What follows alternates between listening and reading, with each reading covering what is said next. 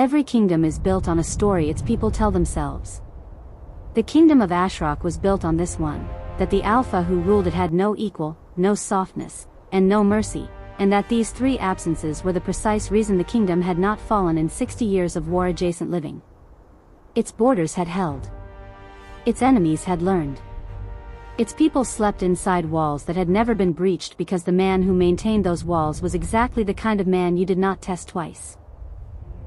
His name was Dravyn Ashcroft, Alpha King of the Ashrock territory. 33 years old, which was the age at which most dominant wolves had already made the bulk of their defining decisions and were living inside the consequences. He had made his at 24, during the 3-day engagement his pack called the Reckoning, when 4 allied enemies had converged on Ashrock from separate directions and Dravyn had met each of them in sequence with a strategy so total and so precise that none of the 4 ever sent a second force. He had been called Ruthless since before the Reckoning. After it, the word expanded. It grew taller and heavier and acquired new rooms, and people put different things in those rooms depending on what they needed the word to contain. The packs to the east put fear in it. The packs to the west put respect in it, grudging and dense. The packs to the north put warning in it, which was the most honest use of the word, because Dravyn Ashcroft was, in the cleanest available language, not a man you created a problem for unless you had already accepted all the consequences of having done so. None of this told you anything about the man in the room alone at 3 in the morning, sitting in a chair by a fire that had burned down to coals, holding a letter from a dead man. None of it told you what it cost him to be what he was. That part was not in the story the kingdom told itself. That part was filed under silence and maintained there with the same discipline he brought to everything else, because the Alpha King of Ashrock had decided at 24 that the cost was the price of the function and the function was not negotiable. He had been correct.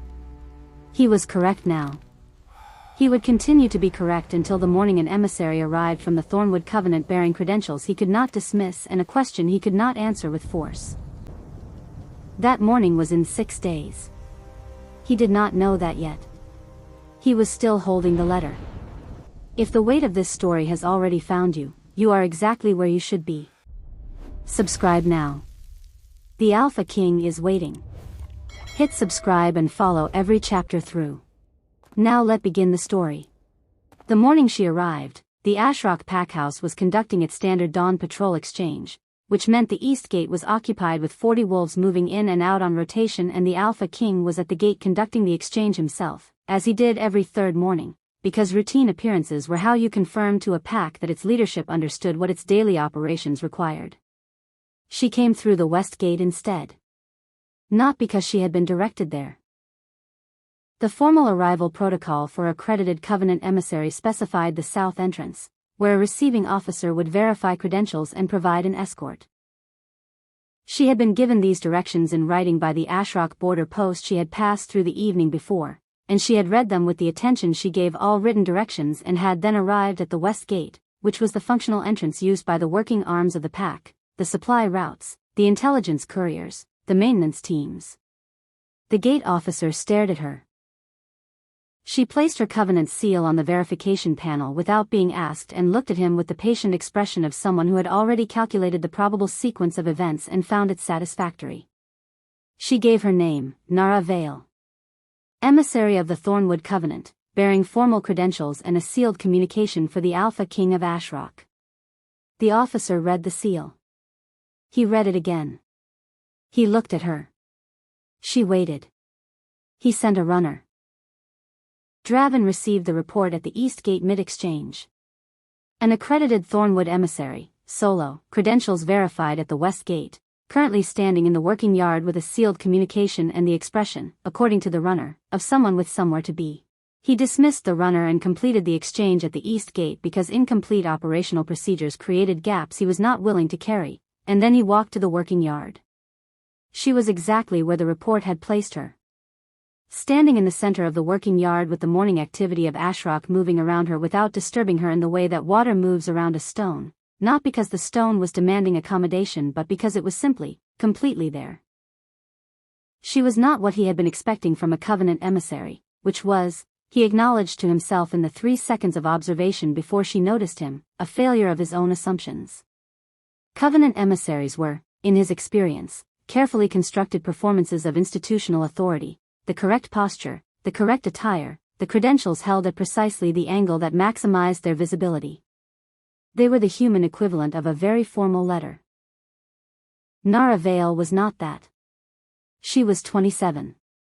Lean, dark-haired, with the particular build of someone who had been moving through difficult terrain for most of her adult life and whose body had shaped itself accordingly. Her travel clothes were high quality and had been worn extensively, which told him the quality was investment rather than display. She was holding her credential case with the loose grip of someone who had already produced the credentials at the gate and was not performing their ownership of them. Her eyes found him across the working yard before he had taken 3 steps in her direction. They were dark amber, the kind of amber that was almost brown until direct light hit them and they resolved into something more complex, and they registered his approach with the same quality of attention he was giving her. Systematic, unhurried, taking everything in. She did not bow. This was not a statement. It was simply accurate protocol. A Thornwood Covenant emissary carrying active credentials was, by the formal compact between the Covenant and the Ashcroft territory, the equivalent of a ranked guest rather than a subordinate, and ranked guests did not bow to the Alpha King, they acknowledged him with a nod. She nodded. The nod was precise and carried exactly the weight the protocol required and none beyond it. He stopped 3 meters from her. He looked at her the way he looked at everything he was assessing. Completely, without the social softening that most people applied to direct attention to make it bearable for the person receiving it. She held the assessment for 4 full seconds before her gaze went briefly to the sealed communication in her case, the indication that she had registered the assessment and was not ceding ground to it. He extended his hand for the communication. She placed it in his palm with the steady efficiency of someone who had delivered sealed communications to significant wolves many times and had developed no ceremony around the delivery, because ceremony was not the point. He looked at the seal on the outer wrapper. The Covenant Prime's personal mark.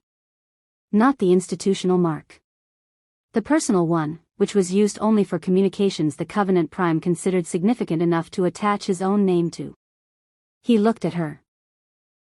Nara Vael met his gaze with the amber eyes that were doing the same work his were doing, the ongoing accumulation of accurate information about the person in front of her. He turned and walked toward the pack house. Over his shoulder, without looking back, "You will come with me." Not an invitation. Not a demand. The statement of a man who had already calculated the next several steps and was executing them in sequence. She fell into step behind him. Not at the heel, not at the deferential distance of a subordinate following an authority, but at the arm-length distance of 2 people walking in the same direction for different but overlapping reasons. He noticed the distance. He filed it. The Alpha King's study was nothing like the studies of the other dominant wolves she had worked with in her 6 years as a Covenant emissary. Those studies were constructed for reception, the placement of furniture to emphasize authority, the selection of objects that communicated lineage or accomplishment, the arrangement of the room to produce a specific impression on whoever entered it. They were rooms that had been designed to be seen. This room had been designed to be used. The desk was positioned for optimal natural light from 2 windows, not for visual impact from the doorway. The shelving was organized by subject and frequency of access, not by size or ornamentation. There were 3 chairs at practical angles to each other, not the formal arrangement of host and guest. Maps on the walls were the working kind, marked and noted in a hand she could already identify as his from the precision of the annotation. She spent 4 seconds reading the room and then took the chair that placed her at the desk's nearest angle, the position from which a working conversation was most efficiently conducted. He sat behind the desk and broke the seal on the communication. He read it with the quality of attention that processed information rather than managed it, his expression carrying nothing additional during the reading. She waited. He set the document down. He looked at her across the desk with the amber gold eyes that were, she noted with the honest accounting she applied to everything, extraordinary in the way of things that had been built for function and had arrived at beauty as an incidental result. His voice, when he finally used it, was what his reputation suggested, low, without decoration, carrying the weight of a man who had never needed volume because he had never been ignored. "The Covenant is asking me to host a summit," he stated. She matched his register, level and direct. The Covenant is asking Ashrock to host the Convergence Summit, yes. The reasoning is in the communication, but the short version is that Ashrock is the only neutral ground all 7 parties will agree to. He let the word neutral sit in the air. It did not appear to agree with him. She continued before he deployed the objection she could already see him building. Neutral in this context means sufficiently feared by all parties that none of them will attempt to use the summit as an operational opportunity. Your reputation is doing the work that location usually does. A silence. The kind she had learned to read in high-stakes rooms, not absence of response but the presence of a response being held to full temperature before delivery. His voice came measured and final. The Convergence Summit involves 3 parties that have active grievances with each other and 2 parties with grievances against Ashrock. Hosting this creates obligations I have not agreed to and exposures I have not accepted. She had prepared for this. She had prepared for all of it, every objection in sequence, because preparation was the foundation of her function and she had been preparing for this specific conversation since the Covenant Prime had handed her the communication 7 days ago with the expression of a man who had selected the right tool for a difficult task. She opened her credential case and produced a secondary document. The Covenant has pre-negotiated the obligations. The hosting terms are attached. You retain full territorial authority throughout. The security protocols are your own. The guest neutrality provisions are binding on every party, which means the active grievances cannot be exercised on Ashrock soil under any circumstances without triggering the full Covenant response. He took the secondary document. He read it with the same quality of attention as the first. She watched him read and noted the places where the reading slowed, the provisions that produced the invisible tension of a man finding something he had not expected to find. He reached the hosting terms. He read them twice. He placed the document flat on the desk and looked at her. These terms are more favorable than the Covenant has offered any host in its history, he observed. Not a question. An identification of an anomaly. She held his gaze with the amber eyes that were, she knew, doing the thing that had made 3 previous emissaries' attempts at this mission fail before her. He had read them before they had read him, and they had adjusted to being read, and the adjustment had told him everything he needed to know about whether their counsel could be trusted. She did not adjust. She confirmed his observation. The terms are favorable because the Covenant Prime is asking something significant. He is not in the practice of asking significant things on inadequate terms. He was quiet for a moment. Then, why you? The question arrived without context and required none.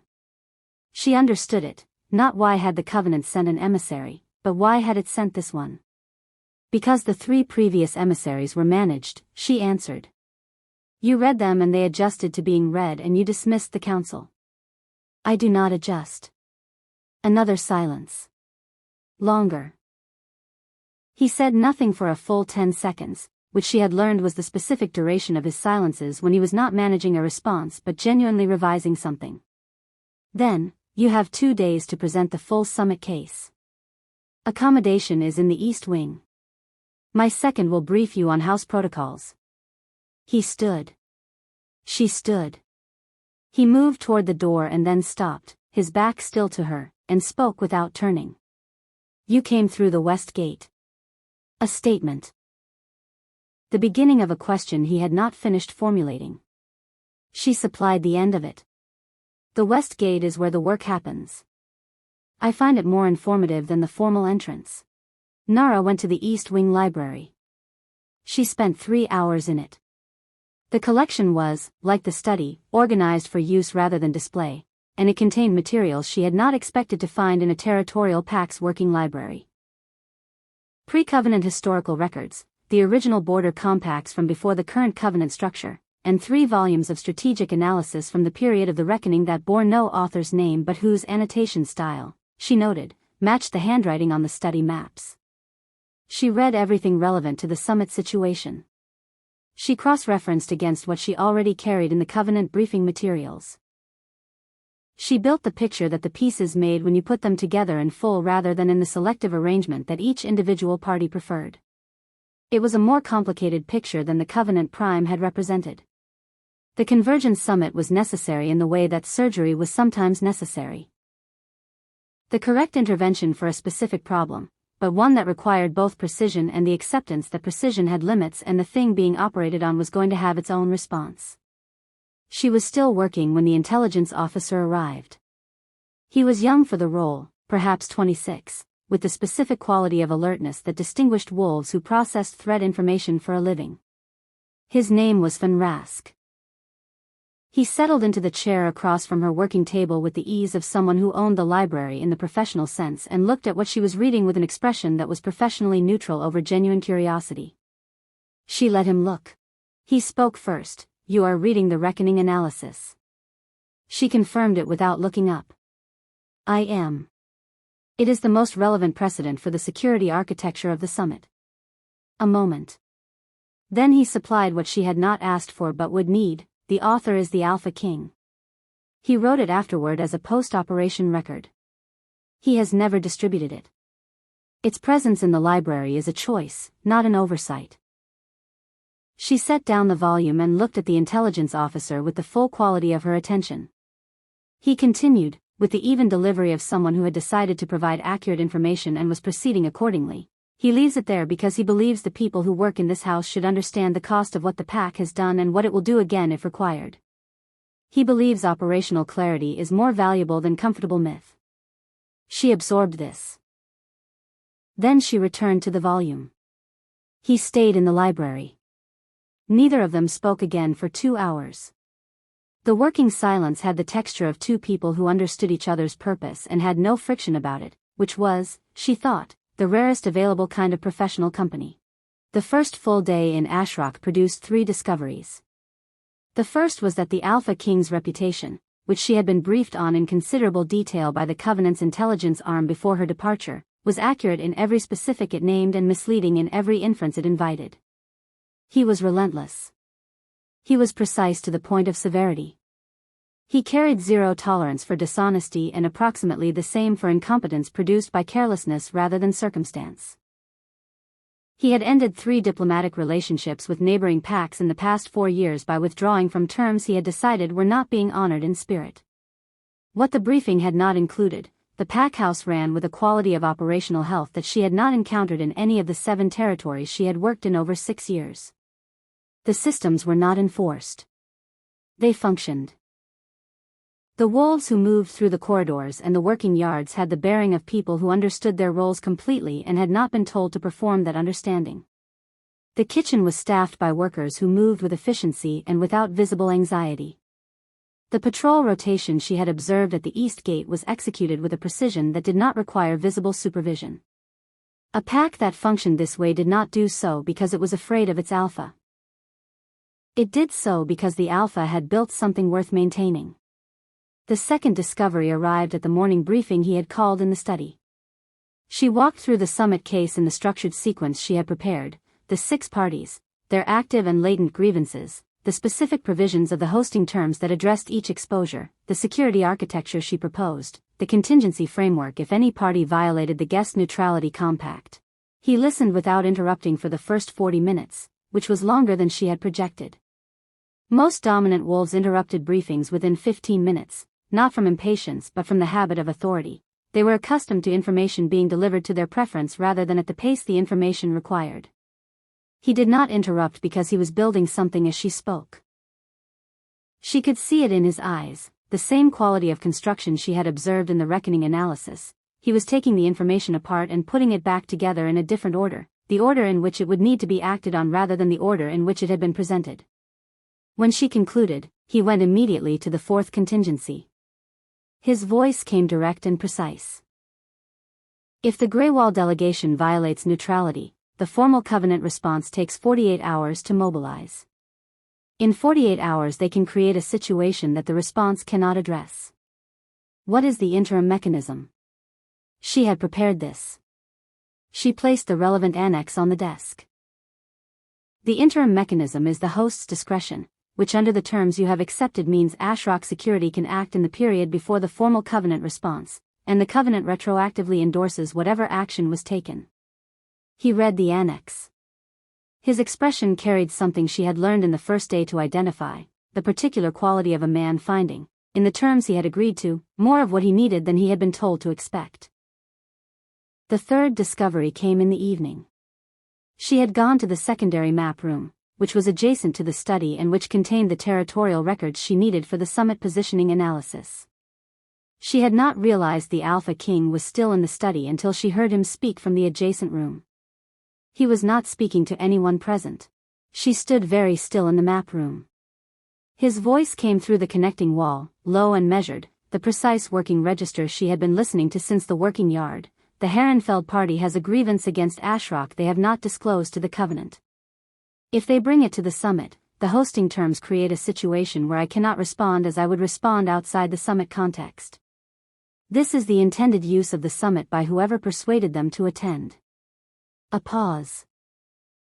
He continued, the emissary does not know this. Or she does and has not said. One of those is more likely. She made a decision in the space of 2 seconds and stepped to the connecting doorway. He looked up from the desk. She met his eyes without flinching at having been caught in an overhear and spoke without preamble, I know it. I have known it since the Covenant Prime gave me the communication. It is the reason the hosting terms are what they are. The Herrenfeld grievance, if raised at the summit, is addressed under the new compact provisions in Section 9. It cannot produce the outcome they are expecting because the compact changes the operating framework before they arrive. He looked at her across the study. The silence had the particular quality of a man arriving at the end of a calculation he had been running and finding the answer he had both hoped for and not expected. His voice came quiet and precise. You were going to tell me this. She answered directly. Tomorrow. In the second briefing session. The sequencing was deliberate. You needed the full summit architecture in place before the Herrenfeld situation would make structural sense rather than just look like a trap. He was still for a long moment. Then, sit down. She sat. The evening session ran for 2 hours. It covered the Herrenfeld situation, then the broader political architecture that the summit was addressing, then the specific question of what the Covenant Prime expected Ashrock to gain from hosting it. She answered every question with the same quality she had been applying since the West Gate, accurate, unfiltered, at the pace the information required. He received it the same way.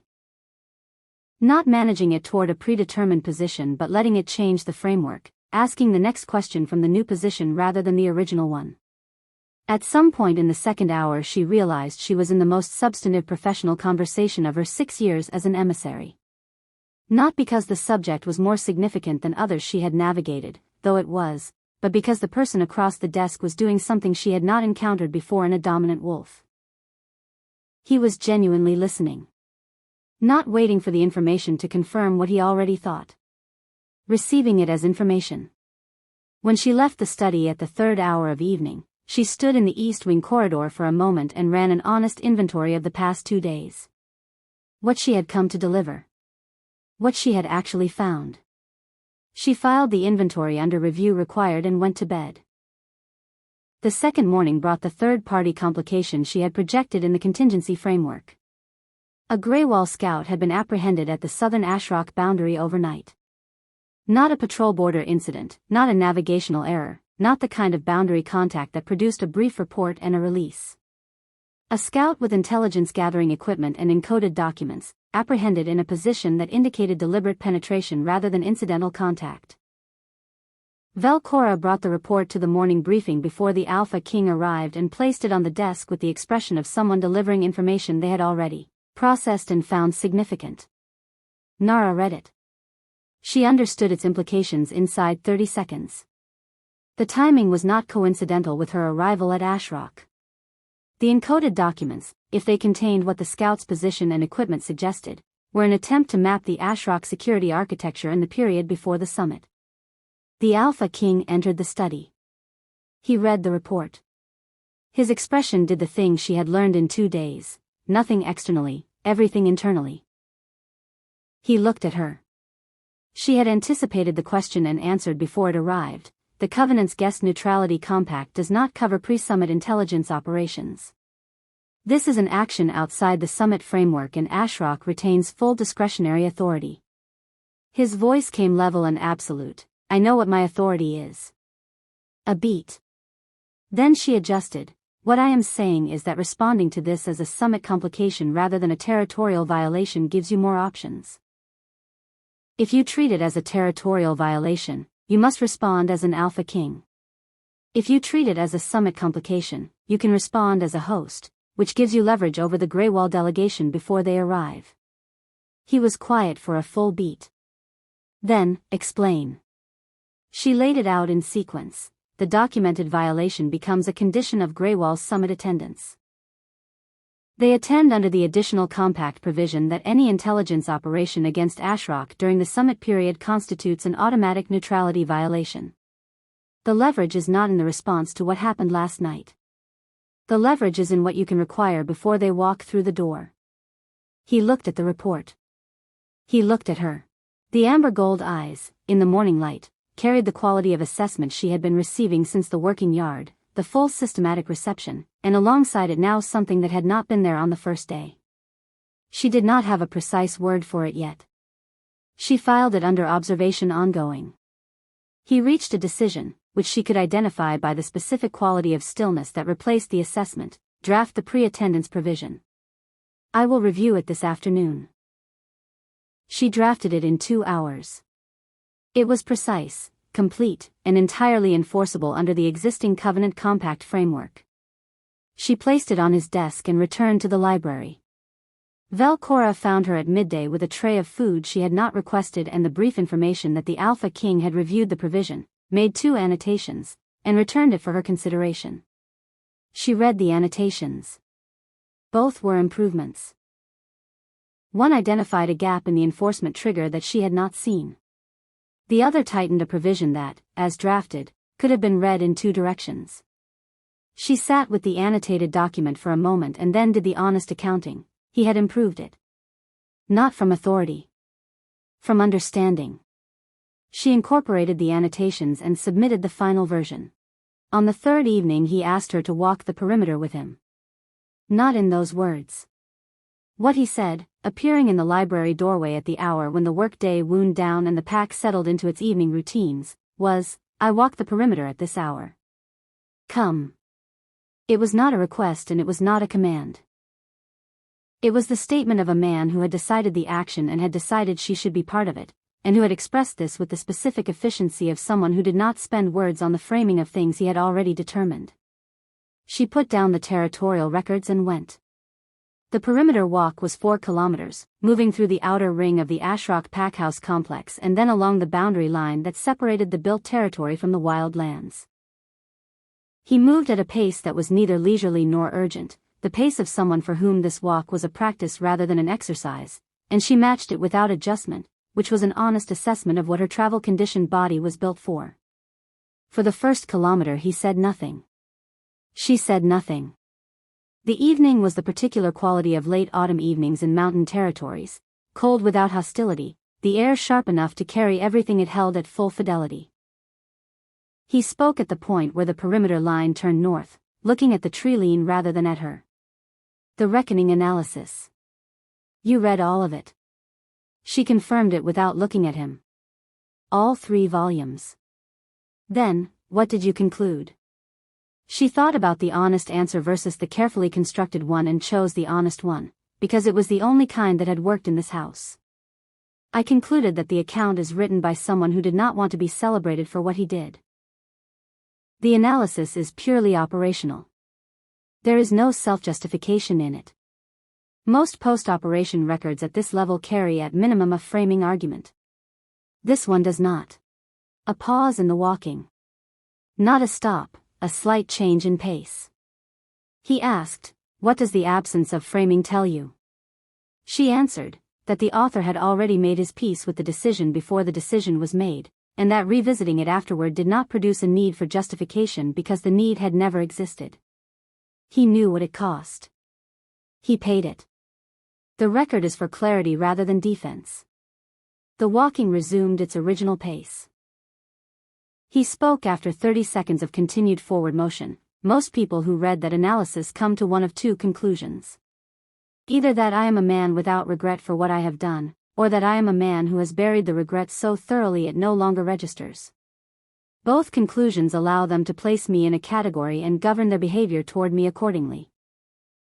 She watched the tree lean and thought about the reckoning account and about the 3 a.m. chair in front of the dying fire that she had passed by accident on her second night, heading for the kitchen, when the palace was entirely quiet and the study door was open and the Alpha King was sitting in the dark with the specific stillness of a man who was not sleeping and had not been sleeping and was not interested in pretending otherwise.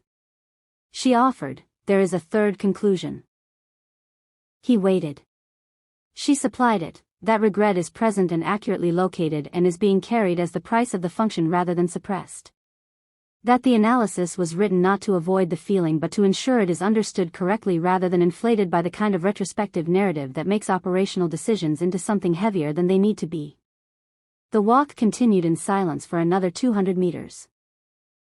Then his voice came, slightly lower, with a quality she had not heard in it before, a quality that existed, she thought, underneath the operational register and surfaced rarely and apparently involuntarily. That is the most accurate reading that analysis has ever received.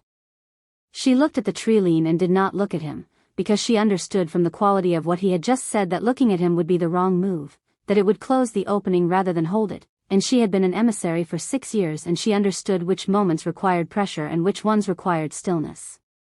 She kept walking. He continued, after another 100 meters.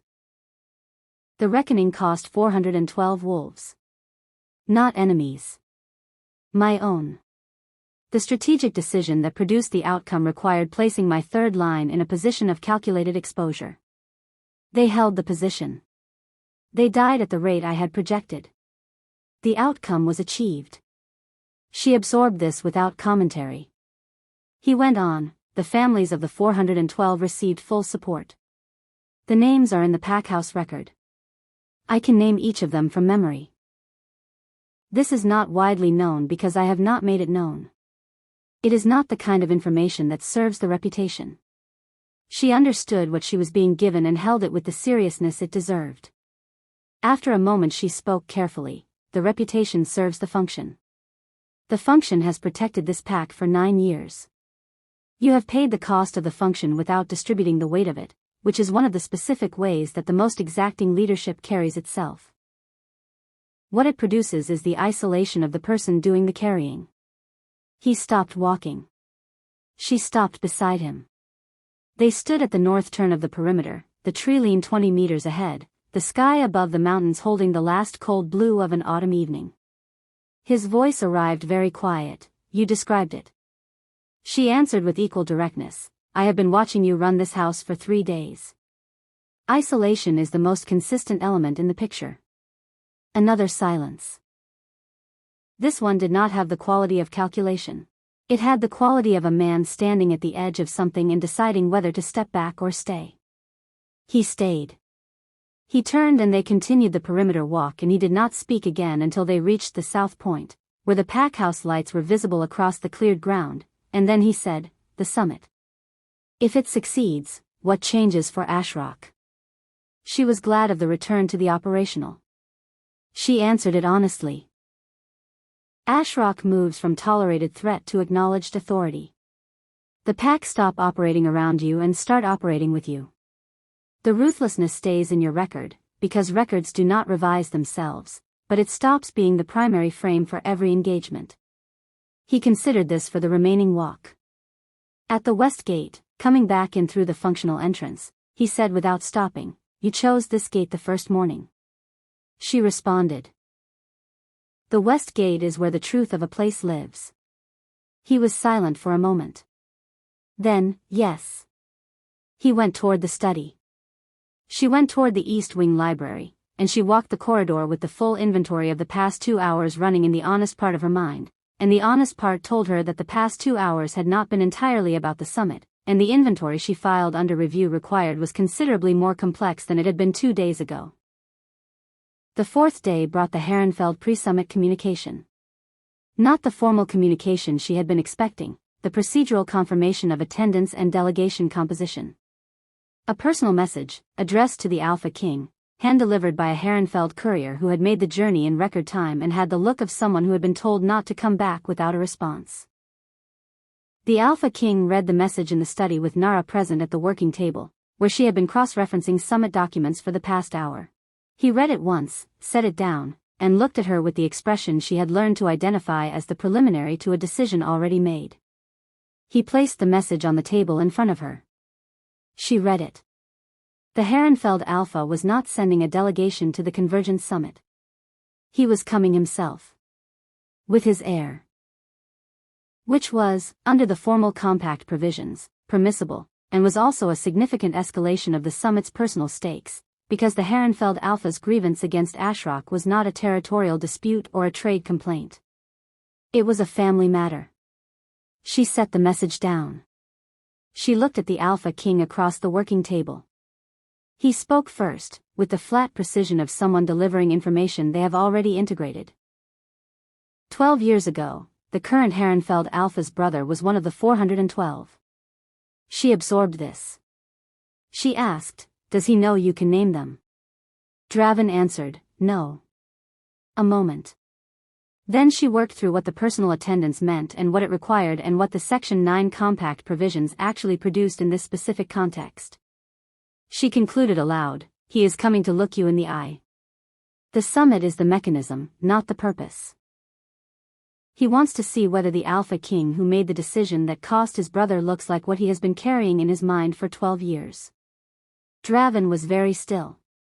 She continued, "The compact provisions protect you from a formal grievance action. They do not address what he is actually coming for. That requires something the compact cannot provide." His voice came carefully. "What does it require?" She looked at him steadily. "It requires you to be in that conversation as a man rather than as the Alpha King. The Alpha King made the decision. The man paid for making it. He is coming to find out if there is a difference." The study was entirely quiet. He asked, and his voice carried a quality she had not heard in it before. She answered without hesitation. "I have been here 4 days." "Yes." He looked at her across the working table, and the amber gold eyes were doing something different from what they had been doing since the West Gate. They were not assessing. They were receiving. Specifically, directly, without the intermediary of calculation. She held the receiving without managing it, which was harder than she had expected, and also, she acknowledged in the honest part of herself, more important than any summit provision she had drafted in her career. He stood. He walked to the window and stood with his back to her, looking at the packhouse grounds. He spoke to the window. "I have been making the decision that protects the pack since I was 24. Every decision. Some of them the pack knows about and some of them they do not, and the ones they do not know about are the ones that cost the most because there is no one to carry the weight with." She stayed in her chair and listened without moving.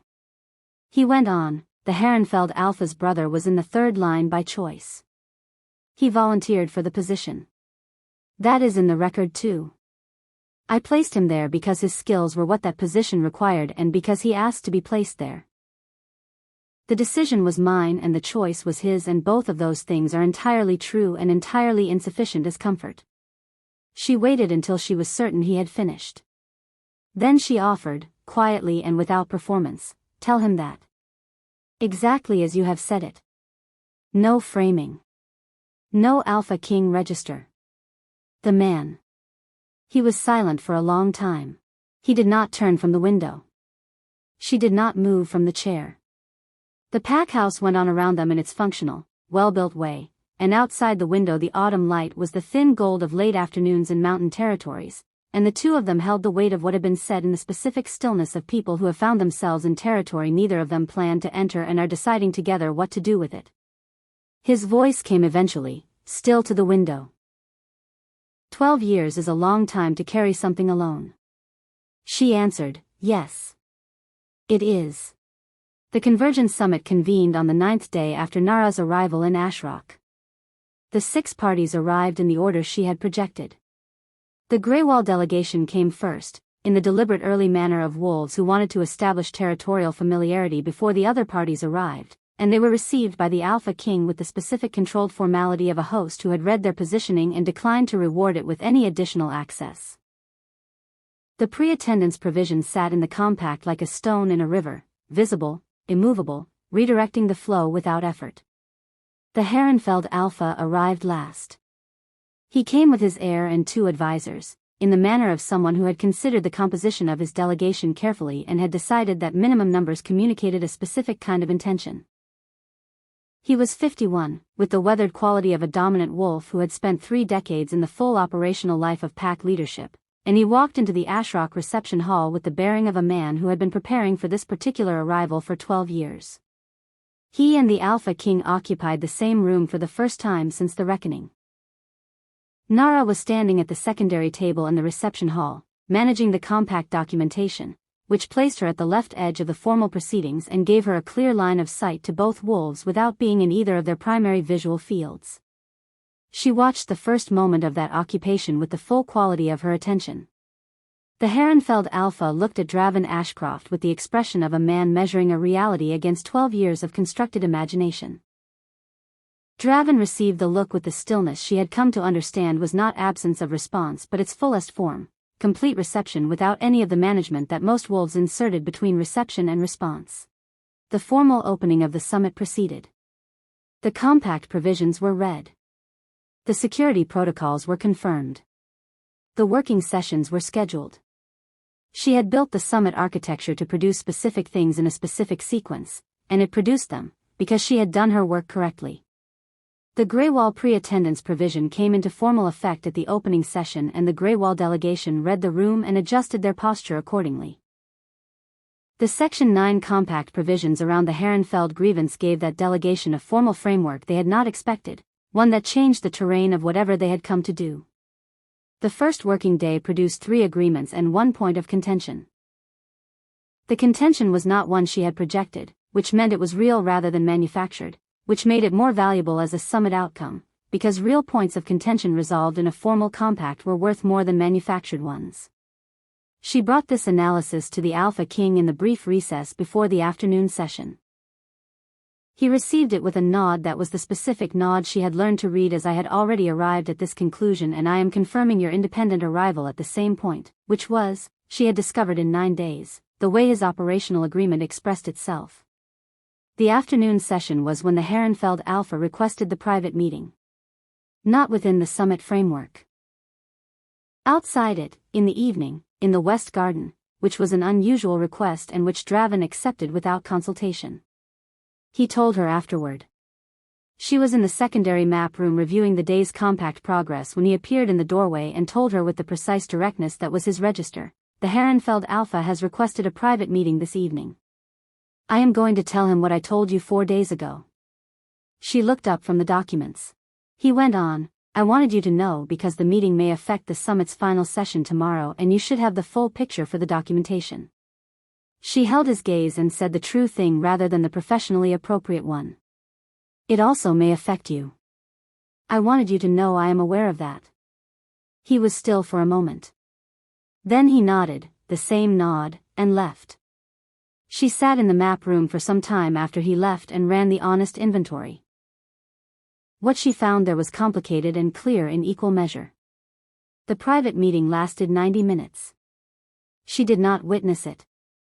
She knew its duration because she was working in the East Wing Library when the West Garden gate opened and closed at the start and again at the end, and she was the kind of person who noted such things without intending to.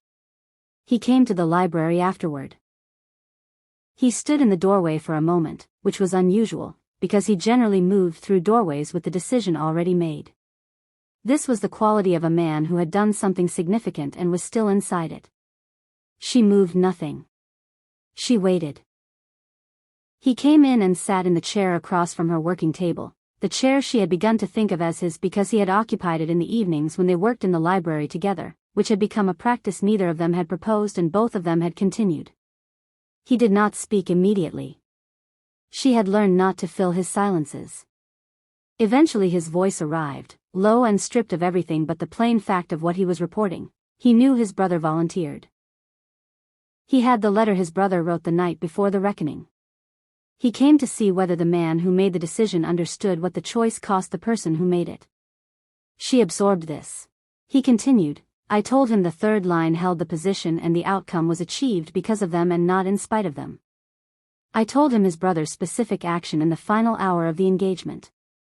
I told him the name in my memory. A pause. The man asked me whether the decision kept me up at night. And I told him the truth. She waited. Dravyn's voice came very quiet. I told him yes. Every year on the date. Without exception. He said that was the right answer. He said he did not come to forgive me because forgiveness was not his to give. He said he came to see whether the Alpha King was the kind of man his brother would have chosen to follow. Another pause, longer. He concluded, he said the answer was yes. The library was entirely quiet. The fire in the grate held its steady note. She did not perform a response. She sat with what he had shared and let the weight of it occupy the room honestly, because the moment required that rather than management.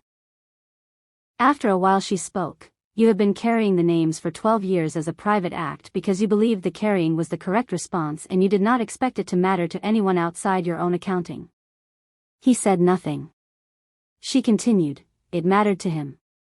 Which means the carrying was not private in the way you thought it was. It was part of who you are in every meeting and every decision and every room you walk into, and the people who are paying attention have been receiving it, even when you did not intend to transmit it. He looked at her across the reading table with the amber gold eyes that were, in the firelight, doing the thing she had first identified on the perimeter walk, not assessing, receiving. He asked, you have been paying attention. She answered, since the first morning. Yes. The fire settled. The east wing corridor was silent. Outside the library window the autumn night was the specific cold of mountain territories on clear evenings. When the sky held so many stars it seemed structural rather than astronomical. He spoke with the quality of a man saying the true thing rather than the strategic one, the isolation. You described it on the perimeter walk. You described it accurately and I have been thinking about the accuracy since. She waited. He continued, I built it deliberately. The function required it and I built it with the same precision I built everything else. What I did not account for was that functions built to last can outlast the conditions that made them necessary. She held this. He finished, the ruthlessness. The exactness. The specific quality of being the thing the kingdom requires and nothing additional. These were correct at 24. I am 33. The kingdom is different. I may be different.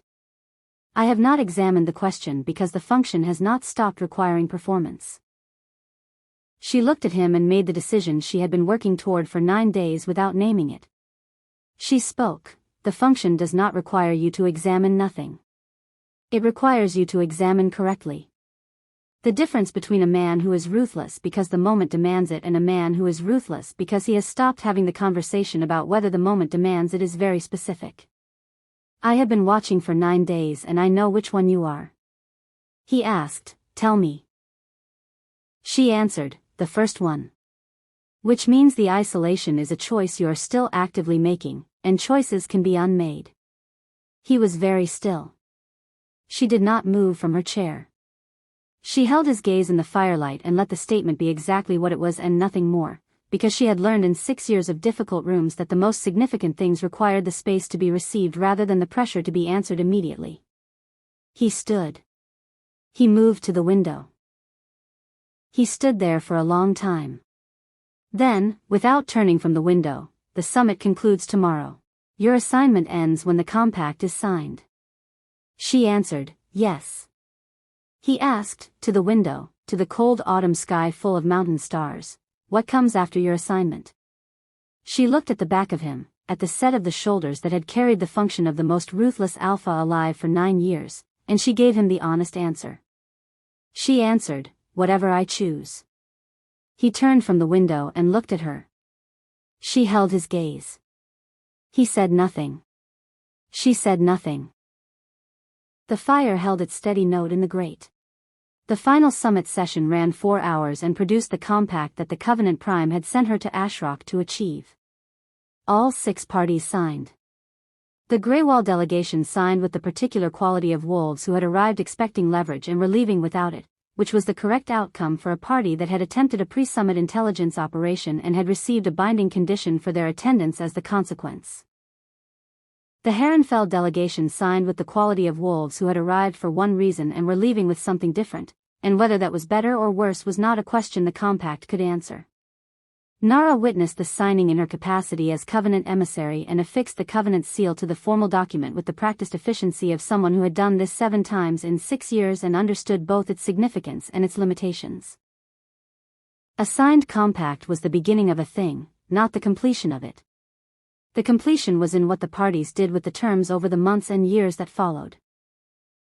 She wrote the summit report in the East Wing Library that afternoon, while the delegations were in their departure preparations, while the Ashrock Packhouse resumed its working rhythms around the conclusion of the event it had hosted, while the light outside the library window moved through the particular quality of late autumn afternoons in mountain territories toward the dark. She wrote the report with precision and without embellishment, because the Covenant Prime would read it with the same quality of attention she had given his communication 9 days ago, and he deserved accurate information about what had actually happened rather than the managed version. She included the Herrenfeld situation and its resolution. She included the Greywall pre-attendance provision and its effect on the delegation's posture throughout the summit. She included the analysis of the hosting terms and their function in the summit's overall outcome.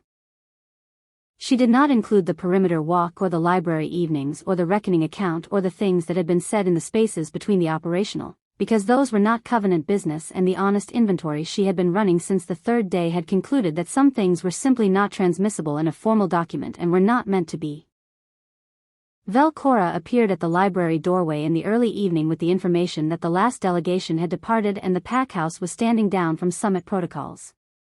She delivered this with the same efficiency that characterized all of her communications, and then, just before she left, she said something that was slightly outside her typical register. The Alpha King manages the post-summit review himself.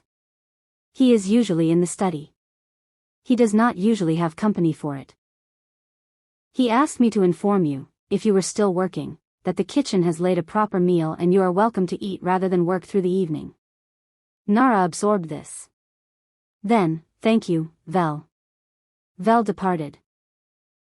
Nara set down her pen and looked at the nearly complete summit report and then at the library around her, at the 3 weeks' worth of post-it notes and cross-references she had accumulated in the shelves and on the working table, at the volumes she had pulled and annotated in the margins of her own notes and returned to their places, at the chair across from her working table that had been occupied on enough evenings that she had stopped being surprised to find it occupied. She went to the study. The post-summit review was, she discovered, conducted exactly as Vel had described, by the Alpha King alone, at the study desk, with the working materials of the summit arranged in front of him and a method of review that was the same as everything else she had observed him do, systematic, without performance, taking the whole picture apart to see what it actually showed before drawing any conclusions. She came in and took the chair across from him without being invited, because she had stopped waiting for invitations in this room on the 2nd day, and he looked up from the documents with the expression that was his equivalent of welcome, the slight shift of attention that communicated acknowledgement without ceremony. They reviewed the summit together. She brought what she had from the emissary's perspective, the compact provisions and their operational effectiveness, the delegation behavior readings, the specific places where the architecture had done what she intended and the one place where it had required real-time adjustment. He brought the security assessment, the intelligence debrief from Van Rask, the territorial and political read on what the 6 parties were going to do with the compact terms in the coming months. The review took 2 hours. At the end of it they had a complete and accurate picture of what the Convergence Summit had produced and what it had not produced and what the gaps were and where the real work would happen in the coming year. It was, she thought, the most thorough post-event analysis she had participated in. She told him so. He received this with the nod, and then, you build things that work. She answered, when the material is honest. The material here was honest. He looked at her across the desk. She looked back. He spoke, your assignment concludes with the filing of the summit report. You said what comes after is what you choose. She held the amber gold gaze. Yes. He continued, the Covenant will give you another assignment. Another difficult territory and another situation where the standard emissary approach has already failed and they need someone who does not adjust. She acknowledged this. That is the function. He said, there is a secondary function. One I am proposing rather than the Covenant. Ashrock needs someone in the East Wing who provides what you have provided for 9 days. Accurate intelligence analysis, summit and compact drafting, and the specific quality of counsel that does not filter itself to the expected response before it arrives. She was very still. He went on, and his voice carried the register she had come to identify as his honest register, the one beneath the authority. I am also proposing it for reasons that are not operational. The Covenant Prime will anticipate both dimensions of the proposal. He selected you for this assignment knowing both were possible. I am not asking you to choose between the function and the person. I am asking whether the person is willing to be in the same place as the function. She thought about the 9 days. The West Gate and the East Wing Library and the Perimeter Walk and the study at 3 in the morning and the 412 names and the fire in the grate and the Herrenfeld Alpha's answer and the window at night full of mountain stars. She thought about the honest inventory she had been running since the 3rd day, which had concluded something she had not expected to conclude when she rode through the mountain passes with the Covenant Prime's communication in her case. She answered, I am willing. On the terms you have described. He said, the Covenant Prime. She answered, he sent me here knowing this was possible. He will have an opinion about my extended placement. He will not have the authority to refuse it, because the compact you signed today gives Ashrock a standing claim on Covenant advisory resources for the period of summit implementation. A beat. She added, I may have drafted that provision with some forethought. He was quiet for 3 full seconds. Then something happened in his expression that was not the fractional adjustment of the first day or the contained quality of the perimeter walk or the receiving of the library evenings. It was something larger, briefly and entirely present, and it was the specific expression of a man who has spent 9 years being exactly what the function required and has just been given, for the first time, something that the function did not account for and that he did not intend to give back. He rose from the desk. He moved around it. He stopped an arm's length from her. She stood. He said, very quietly, you planned ahead. She answered, just as quietly, I tend to. He reached out and touched her face with the same quality she had watched him use for everything in this house, completely, without hesitation, with the precision of someone who had made the decision and was executing it. She leaned into it. The honest inventory had been pointing here for 7 days and she had no interest in managing it now. Outside the study window the autumn night was the specific cold of mountain territories on clear nights, when the air was sharp and exact and told you everything it held. The pack house was settled into its evening routines, the functional sounds of a well-built house going about its work. He said, stay. She answered, yes. Not because of the compact provision. Not because of the assignment or the covenant or the summit or any operational consideration at all. Because she had spent 9 days in the house of the most ruthless alpha alive and had found, underneath the ruthlessness, the man who paid for it, and because that man had asked her to stay and she had made her choice, and her choices, like his decisions, were not made provisionally. The fire in the grate held its note. The East Wing Library held its books and its marked volumes and its 3 weeks of post-it notes and the chair that had become his chair, and the pack house held its 412 names in the record and its functional systems and its wolves who slept well inside walls maintained by a man who had never once calculated whether the walls were worth the cost. They were worth it. He had always known they were worth it. What he had not known, until 9 days ago, was that the man who built them was also worth keeping. She had known on the 3rd day. She had simply waited for him to know it too. The Convergence Compact held. In the first year, 3 of the 6 parties tested its provisions in minor ways, as parties to new compacts always did, making calibrated incursions to determine where the real edges were. The compact's enforcement architecture, drafted by a Covenant emissary with exceptional forethought and signed by the Alpha King of Ashrock with full knowledge of what it would require, responded to each incursion with the precision that was the Ashrock signature. Not disproportionate, not lenient, exactly calibrated to the violation and demonstrably capable of more if more were required. The testing stopped within the first year. In the second year, 2 of the 6 parties requested bilateral extensions of the compact to include provisions not in the original. Both requests were handled through the Ashrock East Wing Advisory Office, which had been established under the Compact's implementation framework and which operated with a combination of Covenant expertise and Ashrock territorial authority that produced, in every engagement, the specific quality of counsel that did not filter itself before it arrived. The Covenant Prime received the summit report and read it with the quality of attention it warranted. He made 2 notes in the margin. The first was a substantive observation about the Section 9 provisions and their application to the Herrenfeld situation. The second was a single line in the lower margin of the final page, in his personal notation shorthand, which translated as, "I knew she was the right one." He filed the report and wrote a formal letter to the Ashrock East Wing Advisory Office confirming the standing placement of Senior Emissary Nara Vael under the Compact's implementation provisions. He added, in his own hand, a personal line to Nara that was not formal correspondence: "You built better than I asked for. Well done." She read it in the East Wing Library and set it beside the summit report and went back to the bilateral extension proposal she was drafting for the morning session. The Herrenfeld Alpha returned to Ashrock in the second year, without a delegation, for a private visit that was not on any formal schedule. He spent 2 days in conversation with the Alpha King and departed with the expression of a man who had completed something he had been carrying for a long time. What was said in those 2 days was not in any document. What was visible, to Velcora and Van Rask and the kitchen staff and everyone in the packhouse who paid the kind of attention that functional communities pay to the things that matter, was that the Alpha King walked his visitor to the west gate when he departed and they stood there for a moment in the morning light and then the visitor crossed the boundary line and the Alpha King watched him go with the specific quality of stillness that was not absence but completion. Velcora recorded it in her personal notes with the brevity that characterized her notation: "The Herrenfeld matter is closed." Van Rask told Nara about it in the library that afternoon, with the precise economy of a man who understood that information given to the right person was information placed correctly.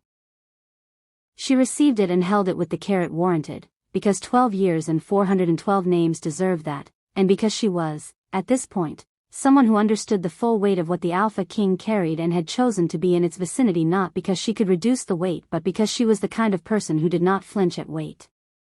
The most ruthless Alpha alive did not stop being ruthless. What changed was the frame around the ruthlessness. Not the exacting standard that had maintained Ashrock for a decade, not the precision that had made its enemies and its allies both understand what they were dealing with, not the function that the pack required and that he had been built to provide. These remained exactly what they were because they were exactly what they needed to be. What changed was the isolation.